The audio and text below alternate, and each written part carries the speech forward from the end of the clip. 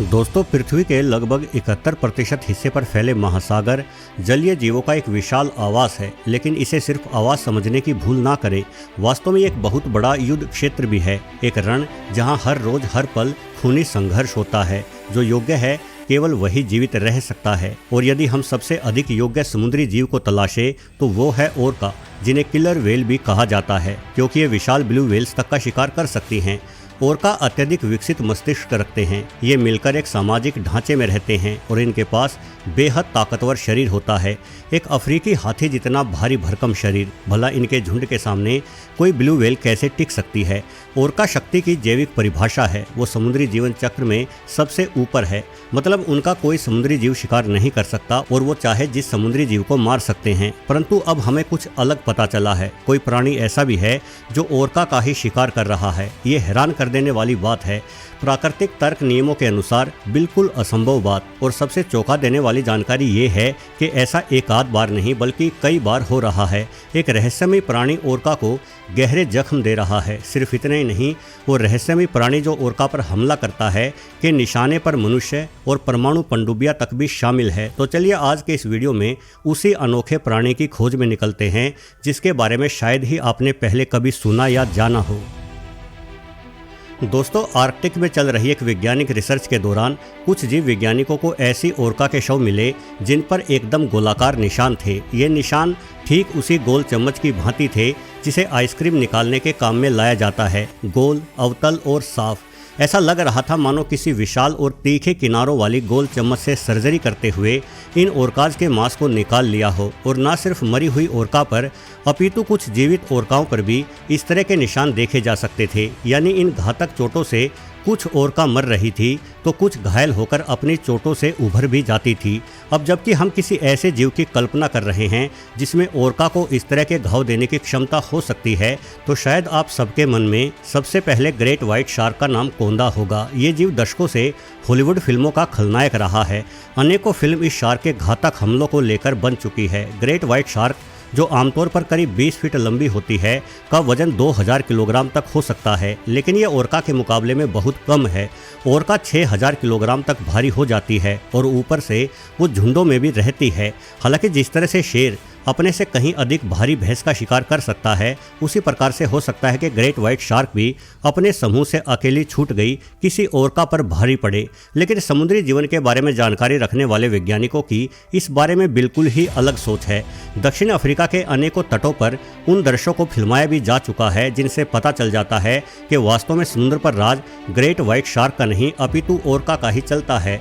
वर्ष 2015 के मध्य में न जाने क्यों एक अकेले नर एवं मादा ओरका जोड़े ने इस इलाके में रहने वाली ग्रेट व्हाइट शार्कों के अंत की दिशा में एक विशेष अभियान चलाया था। वो क्रूरता की हद तक ग्रेट व्हाइट का सफाया करने में लगे हुए थे। प्रतिदिन दर्जनों ग्रेट व्हाइट शार्कें मारी जा रही थी। ओरका अचानक से हमला करते हुए ग्रेट व्हाइट के पेट को चीर डालती। सिर्फ यही नहीं, एक रोज तो एक अकेली मादा ओरका ने ही एक बेहद बड़ी ग्रेट व्हाइट शार्क पर हमला किया और उसके सीने को 2 मिनटों से भी कम समय में फाड़ डाला। ये दृश्य फिल्माने वाली टीम भी अपनी आंखों पर यकीन नहीं कर पा रही थी।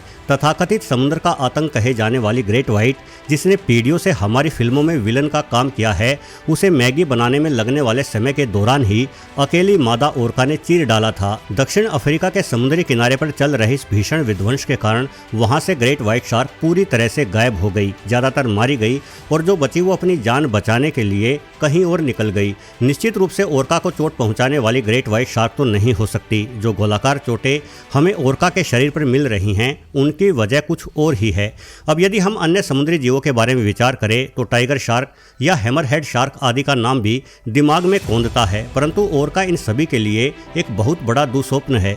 ये इस तरह की मध्यम आकार की शार्क तो ओरका को देखते ही भाग खड़ी होती है। यानी बेचारी शार्क्स तो खुद ओरका के हमलों से पीड़ित है। फिर भला ओरका के घावों के लिए कौन जिम्मेदार हो सकता है?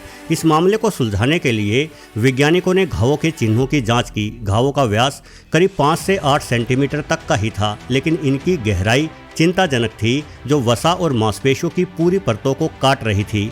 वैज्ञानिकों ने अपनी जांच में ये भी पाया कि ये निशान आर्कटिक के बर्फीले पानी की ओरका में अधिक पाए गए हैं। हालांकि एक खास बात यह भी थी कि आर्कटिक पहुंची इन ओरकाज के निशान काफ़ी पुराने लग रहे थे। कुछ घाव भर गए थे और जिन ओरकाओं की मौत भी हुई थी उन सभी के घाव भी पुराने ही दिखाई पड़ रहे थे। इसका मतलब है कि हमलावर आर्कटिक में नहीं था, बल्कि जब ये ओरका आर्कटिक की ओर अपनी यात्रा कर रही थी तो रास्ते में गर्म पानी के भीतर कहीं वो हमलावर घात लगाए बैठा होगा। ये अपराधी एक ऐसा जानवर है जो अथाह गहराई में रहता है।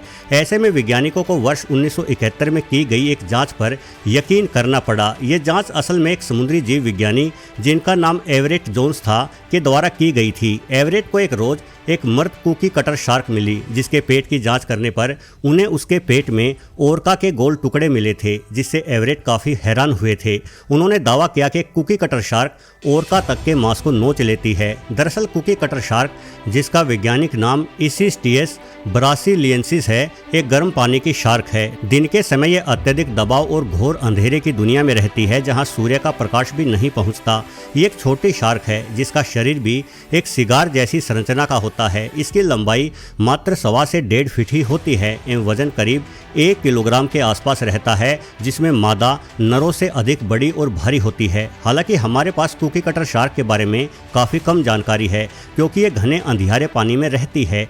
कुकी कटर शार्क की सबसे बड़ी खासियत इसके अदृश्य होने की क्षमता है, जिसके लिए ये मछली काउंटर इल्यूमिनेशन नाम की तकनीक का इस्तेमाल करती है। यदि आप इस तकनीक को थोड़ा विस्तार से समझना चाहते हैं तो बता दूं कि कुकी कटर शार्क के पेट के निचले हिस्से पर हजारों की संख्या में फोटोफोर्स नामक छोटे छोटे अंग होते हैं, जो एक हल्की हरी रोशनी पैदा करते हैं।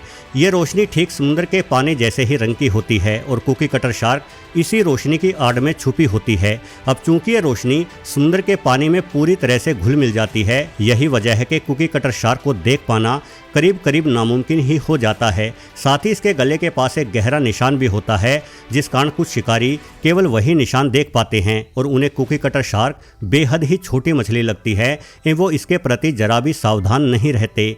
ऐसे में लगभग अदृश्य रहने वाले इस जीव के लिए ओरका पर हमला करना भी आसान हो जाता है। ये जीव वस्तुतः एक परजीवी है जो ओरका या किसी भी दूसरे जीव के शरीर से चिपक जाता है। कुकी कटर शार्क के पास संशोधित चूषक होंठ होते हैं। ये होंठ इस तरह से शिकार के ऊपर चिपक जाते हैं कि हवा भी अंदर नहीं घुस सकती।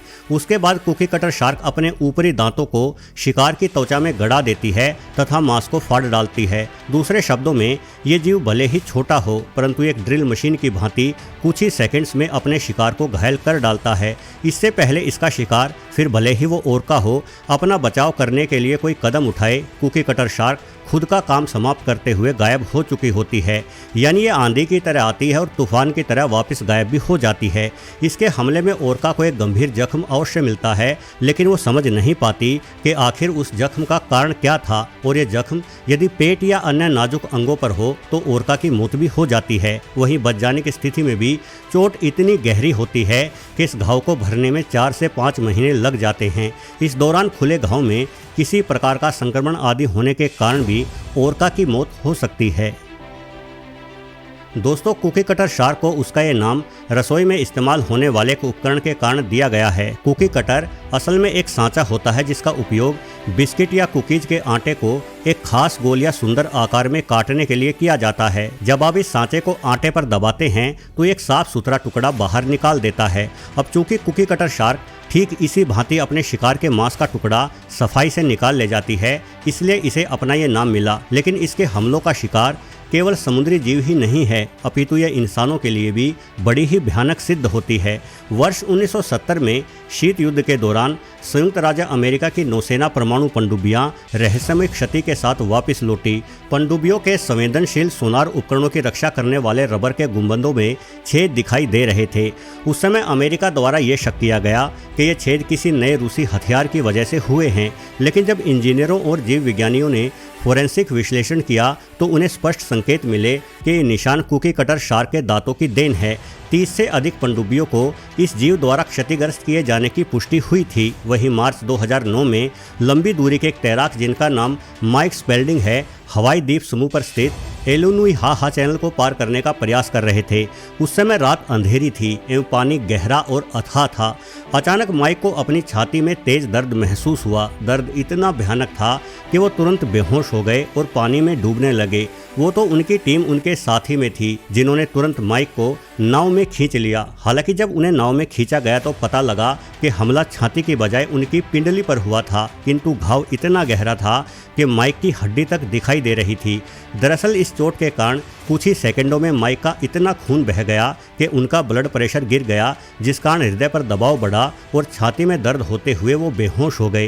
हालांकि तुरंत मदद मिलने के कारण उनकी जान बच गई एवं बाद में हुई जांच में पता चला कि वो कुकी कटर शार्क का ही शिकार बने थे एवं तब से लेकर आज तक हवाई द्वीप समूह पर ही 6 तैराकों पर इस तरह के हमले हो चुके हैं। साथ ही वर्ष 2023 की हालिया घटना में इस शार्क ने समुद्री अभियान कर रही एक नाव पर हमला करके उसमें कई सारे छेद कर डाले, जिस कारण वो नाव डूबने लगी और उसमें मौजूद यात्रियों को हेलीकॉप्टर की मदद से एयरलिफ्ट कराना पड़ा। कुल मिलाकर कुकी कटर शार्क एक बेहद डरावना जीव है जो धरती के सबसे अजेय शिकारी ओरका यानी किलर व्हेल तक को मार डालने की क्षमता रखता है, वहीं हमारी नावों तक को डुबो सकता है। लेकिन अच्छी बात यह है कि इस जीव के हमले काफ़ी दुर्लभ है। ये गहरे समुद्र में रहता है और कभी कभार ही ऊपर आता है। ये देखा गया है कि आमतौर पर कुकी कटर शार्क के हमले अमावस्या की घनी काली रातों के दौरान ही होते हैं। वैसे कुकी कटर शार्क का यह रहस्य हमें याद दिलाता है कि समुद्र जितना सुंदर दिखता है उतना ही खतरनाक भी हो सकता है। अगली बार जब आप किसी शांत नीले समुद्र को देखें या उसमें तैरने का मन बनाएं तो याद रखिएगा कि पानी की गहराइयों में एक ऐसा अदृश्य शिकारी भी हो सकता है जिसकी नज़र आप पर ही हो। भले ही विज्ञान आगे बढ़ गया, लेकिन कुकी कटर शार्क जैसी प्रजातियां जिनका आकार मात्र 1.25 से 1.5 फीट ही होता है आज भी हमें चुनौती देती हुई महसूस होती है। वीडियो देखने के लिए आपका बहुत बहुत धन्यवाद।